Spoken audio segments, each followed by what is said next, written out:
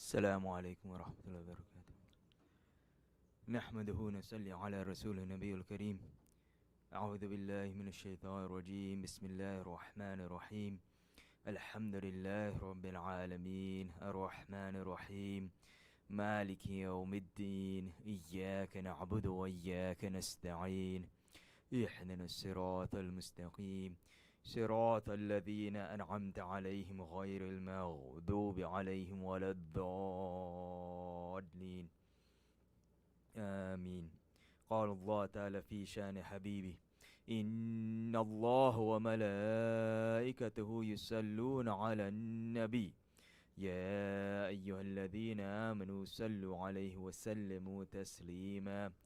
اللهم صل على سيدنا محمد وعلى آله صل على سيدنا مولانا محمد وبارك وسلم صلوا عليه صلاة وسلاما عليك يا سيدي يا رسول الله صلى الله عليه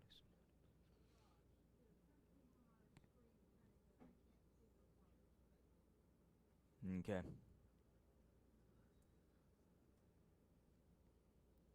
Is that better?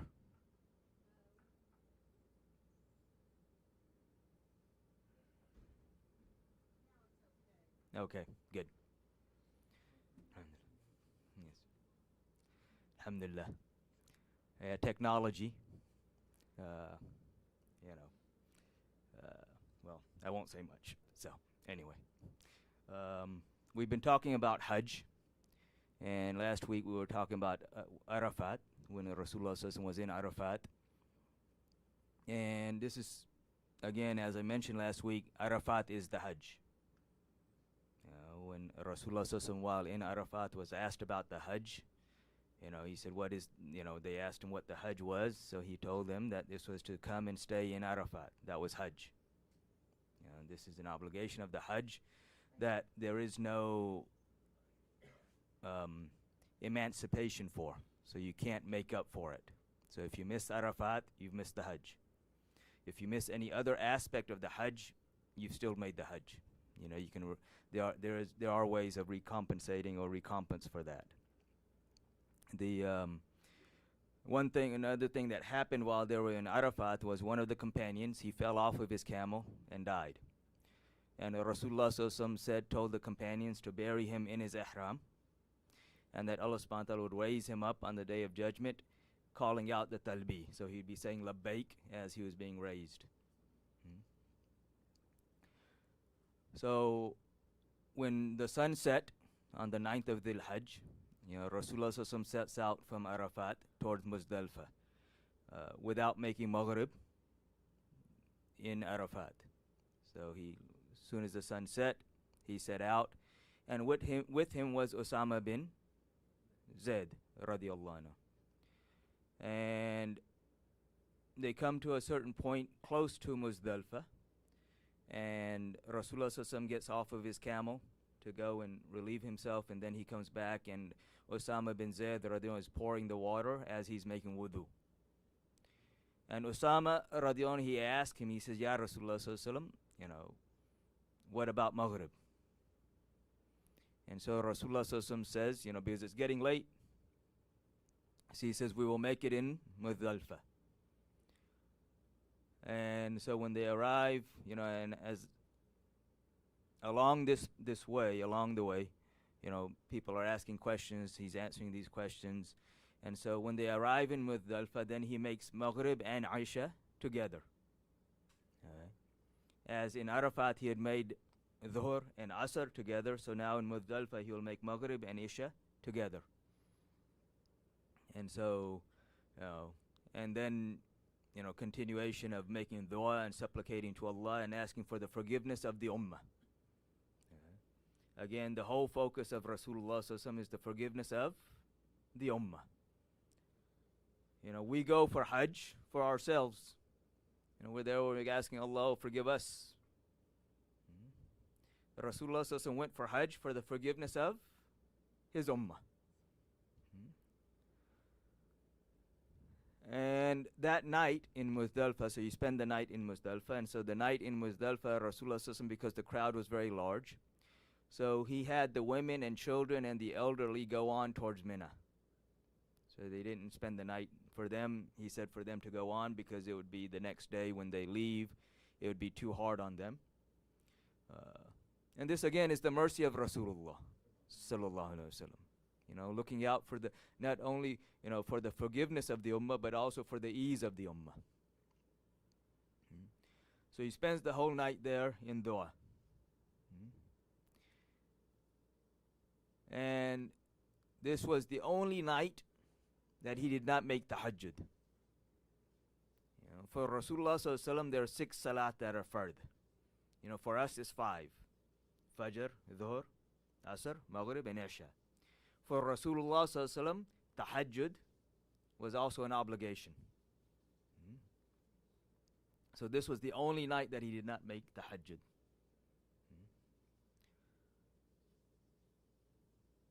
So when Fajr Salat came in, they make Fajr Salat, and after Fajr he sets out for Mina again.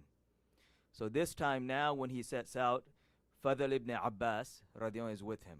The son of his uncle Abbas radiallahu is with him now. Osama bin Zayd radiallahu takes his position among the rest of the people. And the cousin of Rasulullah sallallahu alaihi wasallam, Fadl radiallahu is with him. And they're traveling. And again, people are coming and asking questions.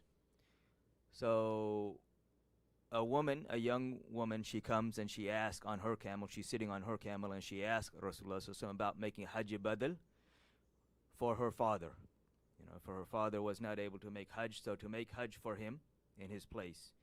And as she's asking, Fadl radiallahu is looking at her. And Rasulullah sallallahu alaihi wasallam takes his blessed hand and pushes the chin of Fadl radiallahu away. And he says to him that this is such a blessed day that whoever controls his eyes, his ears, and his tongue, Allah subhanahu wa ta'ala will forgive him. As they continue, another man comes. And he asks him, he says, Ya Rasulullah sallallahu alaihi wasallam, my mother is very old. And we are afraid that if we put her on a camel to bring her for the Hajj, she will die. So can I make Hajj in her place?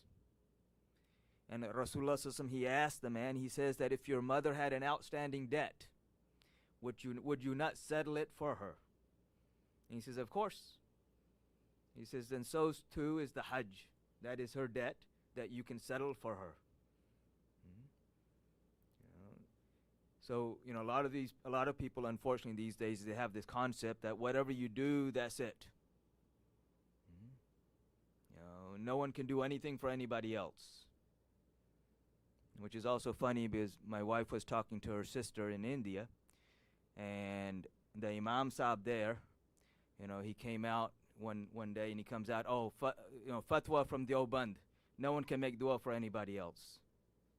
Only make dua for yourself. A few days later, his child was sick, so then he's running around asking, make dua for my child. You just said you can't make dua for anybody else. So when it comes to them, then it's fine. But for everybody else, this is haram. Wa alaikum salam. So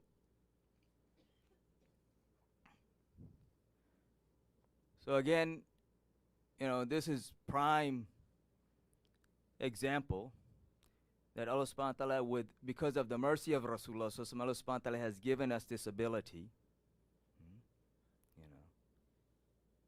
that we can settle someone else's debt. Debt here, not just financial debt, but religious debt.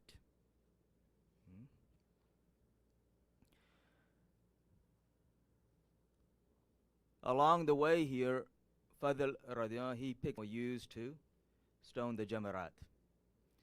And so as they continue, they come to an area called Wadi Muhassar. And when they arrive at this part of the valley, they move very quickly. Because this is the place where when Abraha came with the elephants to come and destroy the Kaaba, this is where Allah subhanahu wa ta'ala sent the Ababil to come and destroy them. So this is where that army was destroyed.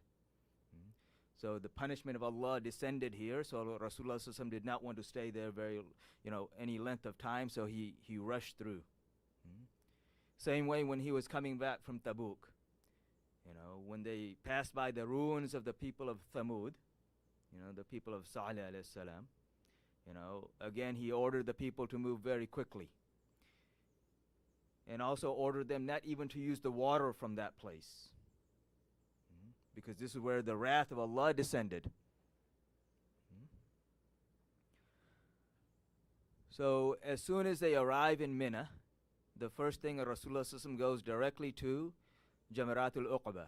There are 3 Jamarat, 3 places where Shaitan came to try to deceive Ibrahim alayhis salam, to convince him not to sacrifice his son. And so these are the places that we stone. And again, these are reminders for us. And so on the first day, which is the 10th of Zil Hajj, you only stone one of the Jamarat, which is the big Jamarat.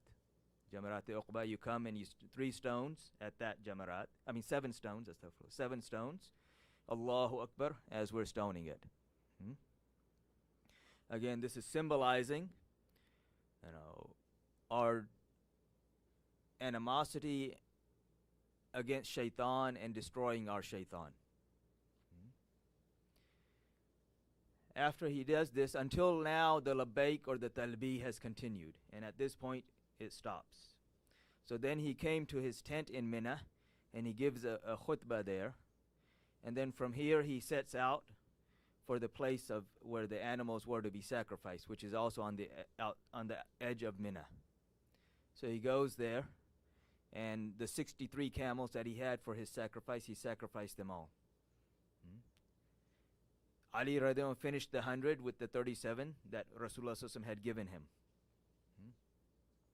And then he also sacrificed a cow. Rasulullah ﷺ sacrificed a cow on behalf of his wives.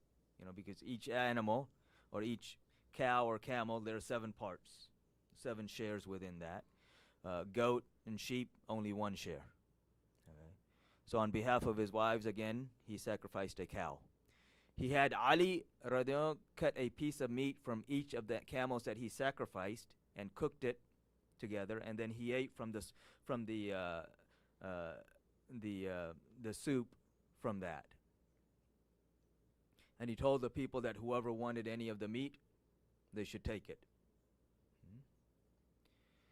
And then the barber was called, and his hair was shaved from one side and then from the other. And then Rasulullah ﷺ, he called Abu Talha al-Ansari radiallahu anh, and he handed him the hair, and he ordered him to distribute this among the companions.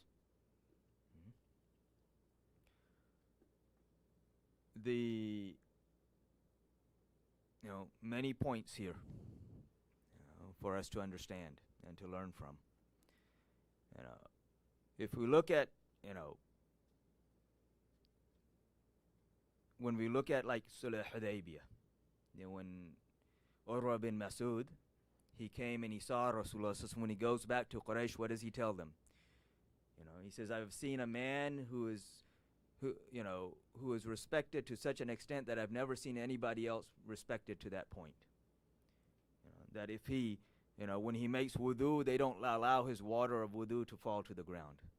When he spits, they don't allow his spit, blessed spit or saliva to touch the ground. They catch it before it hits the ground. And they rub it on their face and they touch themselves with it. And those who don't get any of it come and touch the hands of the ones who did. Everything connected to the beloved is beloved. And Rasulullah ﷺ is Habibullah. Whether or not we love him or not doesn't matter. Allah subhanahu wa ta'ala loves him. And he has not given this title of Habibullah to anybody else.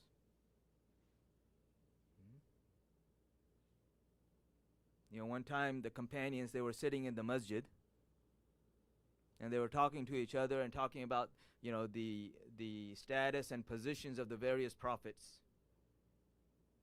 And they talked about, Ismail al-Islam being Zabiullah, Ibrahim al-Islam being Khalilullah, Musa al-Islam being Kalimullah, and the various titles. And Rasulullah says, he comes and he sees them and he asks them, he says, what are you talking about? He knows, but he asked them so that we know. And says, Ya Rasulullah sallallahu alaihi wasallam, this is what we're talking about. And Rasulullah sallallahu alaihi wasallam says, truly Ismail al-Islam is Zabiullah, and truly Musa al-Islam is Kalimullah, and Ibrahim al-Islam is Khalilullah. So they asked him, he said, what is your position? He said, I am Habibullah. I am the beloved of Allah.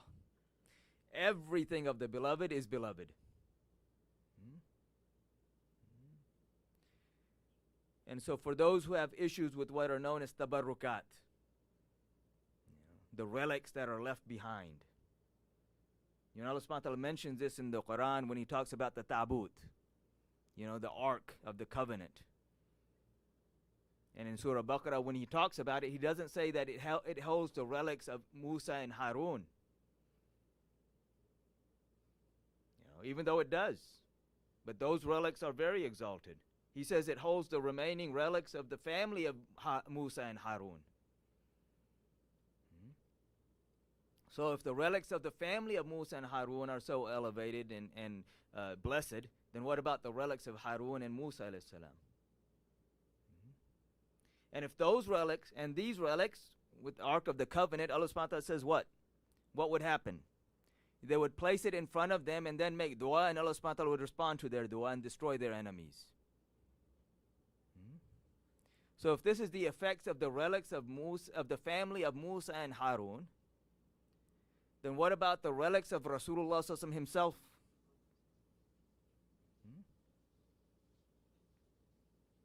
In the Battle of Badr,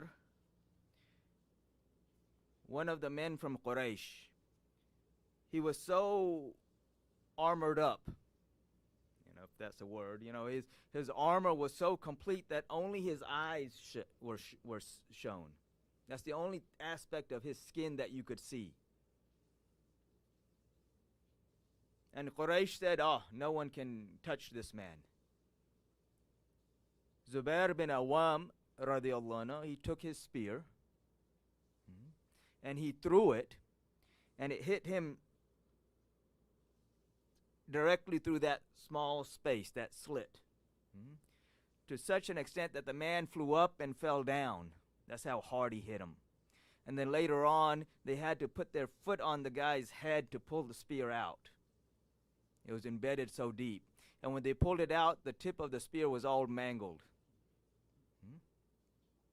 And Rasulullah sallallahu alaihi wasallam, he comes to him and he takes it from him. He says, this is mine. It's a spear.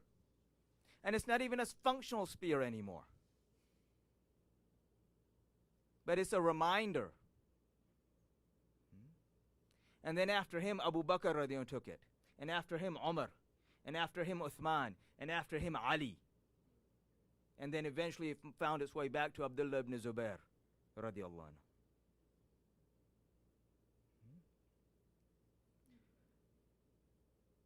And this isn't even connected directly to the Habib, to the beloved. This is something that was used in the defense of the beloved, sallallahu alaihi wasallam.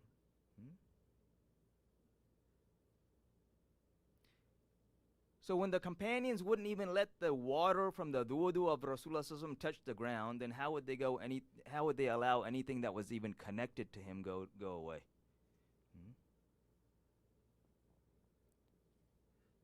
The thing is that if it was simply okay, like his hair would get cut and they would take the hair. He would clip his nails and they would take the nails. If it was simply okay, they took it, somebody could argue, well, that was just them. They just did it.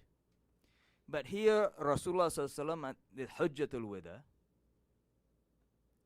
Wida, when the hair is shaved, he hands it to Abu Talha and commands him to distribute it among the companions.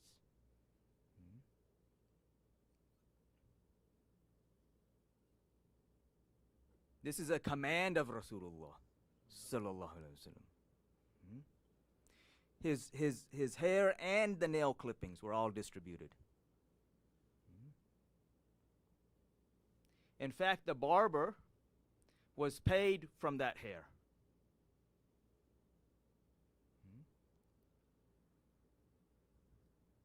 And that hair still exists today.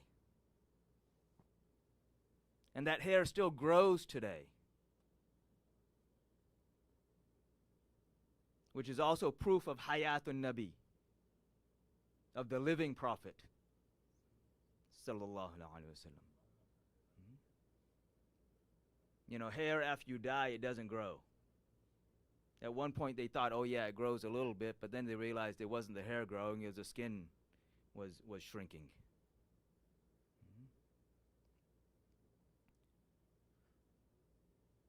But if you ask those people who still have those blessed hairs, you can see,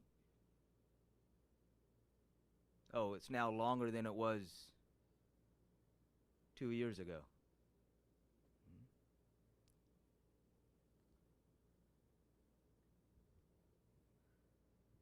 So then, after the shaving of the head, then at the time of Dhuhr, he sets out from Mina for Makkah, to the Haram.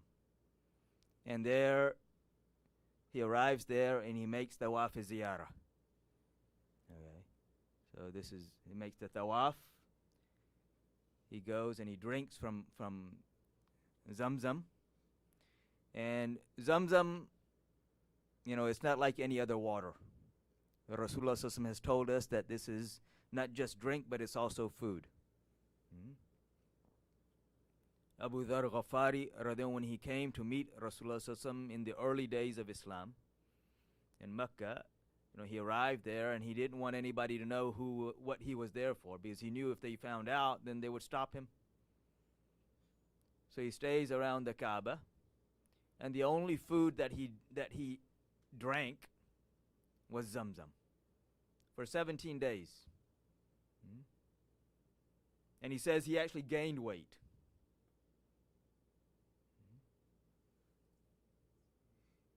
And then eventually he met Ali radiallahu anhu, who brought him to Rasulullah sallallahu alaihi wasallam.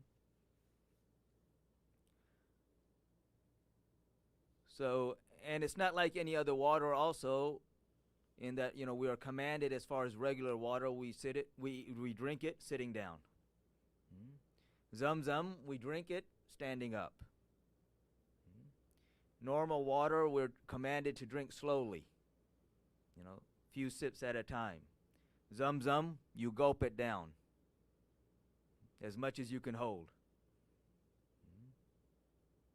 You know, Rasulullah Sallallahu Alaihi Wasallam, he said that this is also one of the things that distinguishes us from the hypocrites, is that the hypocrites, they're not able to drink much Zamzam. And so when there wasn't a crowd there, he would draw it up himself, and when there was a crowd, he would have somebody else draw the water for him, but he would drink the whole bucket. And then he made sa'i between Safa and Marwa, and then back to Mina. He made Dhuhr in Haram and then back to Mina. And then in Mina he would stay, and then during the night he would come to the Haram and make tawaf again, and then come back to Mina. And so the 11th, 12th, and the 13th of Dhul Hijj, the stoning of the Jamarat, all three of them now. So after Zawal, so after Dhuhr, time starts, you go and you stone all three of the Jamarat. On the day of the 13th, after stoning the Jamarat, he sets out for Makkah, or towards Makkah. And he arrives in an area right outside of Makkah, Muhassab, and they've set a tent up there for him, and he stays there. During the process, while he was in Mina, we talked about Sayyidina Ali, karamallahu wajh. And if you remember, you know, when Rasulullah Sallallahu Alaihi Wasallam had set out or made the intention for Hajj, Ali was in Yemen, leading an army. And so when he finds out, the army starts coming back to join him in the Hajj. When he realizes that they won't be able to make it with the army because the army is moving slow, he leaves the army and comes himself. He joins Rasulullah Sallallahu Alaihi Wasallam for the Hajj. He had given orders that no one was to wear the Yemeni clothes that they had obtained during this expedition, because he wanted Rasulullah Sallallahu Alaihi Wasallam to distribute the spoils. They've been traveling for 4 months, There's no dry cleaner or laundromat. You can imagine the condition of their clothes in the desert. So after discussion among themselves, they decided that, well, we'll go ahead and put those clothes on so we can meet Rasulullah with some decent clothes on. When Ali radiallahu hears that the army has reached outside of Mecca, he comes to join them so then now he can lead them in. When he sees that they're wearing the clothes that he had told them not to wear, he orders them to take those clothes off and put their regular clothes on. And then they come into Mecca in this condition. They meet Rasulullah sallallahu alaihi wasallam. Ali is special on multiple fronts. Ali is the one who took the whole brunt of any issues which would create hardship on people. Again, we've talked about him in Badr. Of the 70 of Quraysh that were killed in Badr, 36 he killed by himself. 13 others he helped in. In Uhud, Banu Qurayza, when they were executed, the 700 men of Banu Qurayza, when they were executed, there were only two people doing the executions, Ali and Zubair bin Awam, radiallahu anhu, in one day. Okay. So now, when when the army comes in, they meet Rasulullah. Some of them have issues, so they complain to Rasulullah. He made us do this. There are two companions of Rasulullah for whom he would not listen to any grievance against them. In fact, if somebody complained about them, then Rasulullah would chastise the complainer. Abu Bakr and Ali radiallahu anhuma. So when they came and they complained about Ali, Rasulullah, he asked them, he said, am I not closer to the believers than their own souls or their own selves? Surah Ahzab, An-Nabi Allah bil mu'minina, An-Nabi Allah bil mu'minina min anfusihim. That this prophet sallallahu alaihi wasallam is closer to the believers than their own nafs. So he asked him, he says, am I not closer to the believers than their own selves? They said, yes. He said, then for whomever I am close, Ali is close. So now, the issue temporarily was laid to rest. And I say temporarily because we'll come to Ghadir Khum. I guess we'll get to that next week. Okay. But all of this is important to remember when we get to Ghadir Khum. So now, while Rasulullah is there in Muhassab, right outside of Mecca, he makes there Dhuhr, Asr, Maghrib, Isha, and Fajr of the next morning. He comes and he makes Tawaf Wida. When you enter Mecca, the first thing you do is you go and you make Tawaf. When you're leaving, the last thing you do is you make Tawaf. Here also Aisha Siddiqa, Bibi Aisha Siddiqa radiallahu anha, because of the issue that had started and she was not able to partake in some of the other rituals of Hajj. She wants to make the Umrah. So Rasulullah sallallahu alaihi wasallam, he sends her with her brother Abdul Rahman to the miqat and tells her to put on the ihram there and then come and make the Umrah. And so she does that and then joins him back before they leave. The Turks, they built a masjid there which is known now as Masjid Aisha, to remember that spot where she put the ihram on. And so there are people that, when they go for Hajj, they want to make an extra Umrah, so they'll go there and put the ihram and then come and make the Umrah. Okay. So now on the 14th of Zil Hajj, they set out back for Medina Munawwara. So next week we'll pick up from here. We'll mention Ghadir Khum, which is very important to understand, and then go back over all of this more from a spiritual aspect, inshallah. So may Allah subhanahu wa ta'ala help us and guide us, protect us, and fill our hearts with His true love and the true love of His beloved Prophet Muhammad sallallahu alaihi wasallam, his family, his companions, and all of those whom they love, inshallah. Those who have not made sunnah, go and make sunnah, inshallah.